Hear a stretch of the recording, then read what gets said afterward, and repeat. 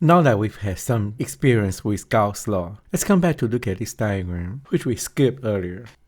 In this diagram, there are two charges and four surfaces. The two charges are either positive or negative. All the surfaces are closed, and they all have irregular shapes. S1 is the surface that encloses the positive charge. The dark orange represents the surface S1. Since for a positive charge, the electric field points away from the charge, we can say that the electric field pierces outward. This corresponds to the Coulomb's law example that we saw earlier. As you can see here, the electric field pierces outward at all points on the Gaussian surface, and therefore the enclosed charge is positive.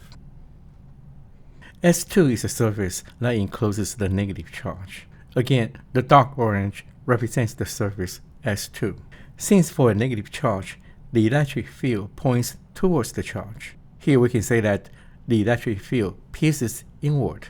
And this corresponds to problem number 6 that we have just looked at. As you can see here, the electric field pierces inward, which in turn means that the enclosed charge is a negative charge. S3 is a surface that encloses no charge. And according to Gauss' law, the net electric flux should be equal to 0. And this is actually something that we saw back in problem number 3. If you recall, back in problem number 3, in part D, we are supposed to calculate the total electric flux through the cube for the electric field as given in part A, part B, and part C. And in that last case, we didn't do any calculation. Instead, at the time, we were saying that we are just going to jump to the conclusion that the total flux would be 0. And now we know why. The reason is, presumably, that cube contains no charge.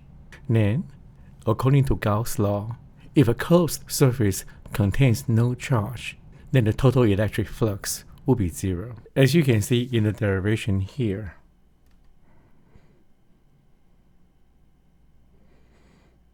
For the surface S4, the largest one that encloses everything, because it encloses both the positive charge and the negative charge, and therefore the net charge enclosed by S4 is 0. And from that, we can conclude that the net electric flux through the surface S4 should be 0.